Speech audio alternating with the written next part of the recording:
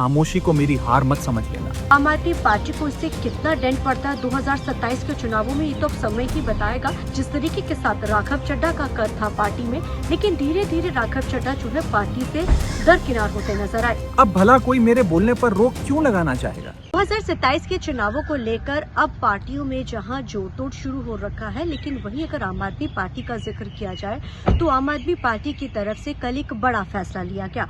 इस बड़े फैसले में जो नाम था वो राघव चड्ढा को लेकर किया गया। दरअसल अशोक मित्तल को अब डिप्टी वहां पर बोलने के लिए लगा दिया गया राज्यसभा में, और राघव चड्ढा को इस पद से हटा दिया गया है। हालांकि कल तो राघव चड्ढा ने कोई रिएक्शन नहीं दिया, लेकिन बीजेपी ने जरूर कहा कि ये चीजें तो पार्टी में होती हैं, लेकिन उनका जाति मसला है। लेकिन वहीं जब इस बारे में संजीव अरोड़ा से पूछा गया तो वो भी कन्नी काटते नजर आए। लेकिन आज राघव चड्ढा खुद जो है उन्होंने अपनी बात सब लोगों के सामने रखी। सबसे पहले आपको सुनाते कि राघव चड्ढा ने क्या कहा, क्या एक्चुअली उन्होंने बोला। मुझे जब जब पार्लियामेंट में बोलने का मौका मिलता है मैं जनता के मुद्दे उठाता हूँ, और शायद ऐसे टॉपिक्स उठाता हूँ जिसे आमतौर पर संसद में नहीं उठाया जाता है। लेकिन क्या जनता के मुद्दे उठाना, पब्लिक इश्यूज पे बात करना कोई अपराध है? क्या मैंने कोई गुनाह कर दिया, कोई गलती कर दी? Have I done something wrong? ये सवाल आज मैं इसलिए पूछ रहा हूं क्योंकि आम आदमी पार्टी ने राज्यसभा सेक्रेटेरिएट को ये कहा है कि राघव चड्ढा के पार्लियामेंट में बोलने पर रोक लगा दी जाए। जी हां, आम आदमी पार्टी ने पार्लियामेंट को ये सूचित किया है कि राघव चड्ढा को पार्लियामेंट में बोलने का मौका ना दिया जाए। अब भला कोई मेरे बोलने पर रोक क्यों लगाना चाहेगा? मैं तो जब बात करता हूं देश के आम आदमी की बात करता हूं। एयरपोर्ट पर मिल रहे महंगे खाने की बात रखी, जोमैटो ब्लिंकिट के डिलीवरी राइडर्स की प्रॉब्लम रखी, खाने में मिलावट का मुद्दा उठाया, टोल प्लाजा लूट से लेकर बैंक चार्जेस लूट की बात करी, यहां तक कि मिडिल क्लास पे टैक्स के बोझ से लेकर कंटेंट क्रिएटर्स पर स्ट्राइक क्यों करी जाती है, टेलीकॉम कंपनियां कैसे 12 महीने में 13 बार हमसे रिचार्ज कराती हैं, डेटा रोल ओवर नहीं देती हैं, रिचार्ज खत्म होने के बाद इनकमिंग रोक देती है। तमाम इश्यूज मैंने सदन में उठाए, और ये मुद्दे उठाने के बाद देश के आम आदमी का तो फायदा हुआ, लेकिन इससे आम आदमी पार्टी का क्या नुकसान हुआ? भला कोई मुझे बोलने से क्यों रोकना चाहेगा? कोई मेरी आवाज को क्यों बंद करना चाहेगा? खैर, आप लोग मुझे अनलिमिटेड प्यार देते हैं। मैं जब जब आपके मुद्दे उठाता हूं, आप मुझे सपोर्ट करते हैं, मुझे शाबाशी देते हैं, मेरा हौसला बढ़ाते हैं। मैं आपको कहना चाहता हूं थैंक यू। ऐसे ही मेरा हाथ और मेरा साथ थामे रखिएगा, छोड़िएगा मत। मैं आपसे हूं और मैं आपके लिए। और जिन लोगों ने आज पार्लियामेंट में मेरे बोलने का अधिकार मुझसे छीन लिया, मुझे खामोश कर दिया, मैं उन्हें भी कुछ कहना चाहता हूं।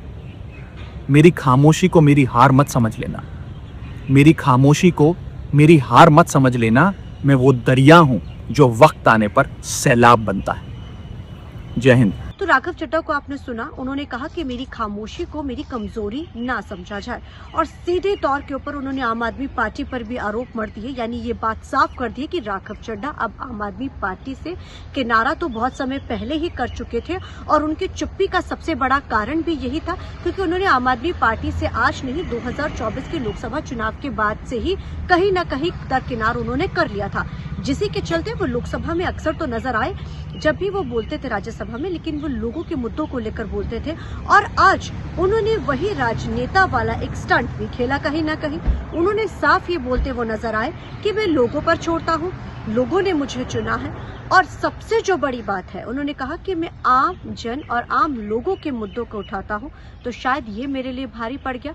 क्या ये सही नहीं था? उन्होंने कहा मेरी आवाज बंद करने की कोशिश की गई। अब आम आदमी पार्टी को इससे कितना डेंट पड़ता है 2027 के चुनावों में, ये तो अब समय ही बताएगा। लेकिन राघव चड्ढा वो शख्स थे जिन्होंने 2022 के चुनावों में पार्टी के अंदर एक सबसे अहम भूमिका अदा की थी, और जब सरकार बनी थी तो राघव चड्ढा सबसे अहम भूमिका के रोल में नजर आए थे सरकार बनाने को लेकर, और सबसे बड़े राजनेता के रूप में भी उभरे थे, यंग नेता थे। लेकिन जिस तरीके के साथ जैसे जैसे पार्टी ने जो 92 सीटें ली, राघव चड्ढा को श्रेय कहीं ना कहीं बड़े रूप में दिया गया। हालांकि जीत लोग जो है लोकतंत्र में दिलाते हैं, लेकिन जिस तरीके के साथ राघव चड्ढा का कद था पार्टी में, लेकिन धीरे धीरे राघव चड्ढा जो है पार्टी से दरकिनार होते नजर आए। जो राघव चड्ढा एक समय पार्टी की पूरी स्ट्रेटजी तैयार करते थे, कहीं ना कहीं बड़े चेहरों के रूप में नजर आते थे, हर मुद्दे पर बोलते थे, लेकिन राघव चड्ढा बिल्कुल अलग हो गए। 24 में वो लोकसभा चुनाव में नजर तो आए, कहीं इक्का दुक्का जगहों के ऊपर वो ये करते नजर आए कि रैलियों में नजर आए जब विपक्षों ने या पार्टी के ऊपर सवाल खड़े किए गए। लेकिन अब राघव चड्ढा ने साफ कर दिया कि वो पार्टी का कहीं ना कहीं जो उन्होंने बोला है उससे हम ये अंदाजा लगा सकते हैं कि राघव चड्ढा अब दूरी बना चुके हैं पार्टी से।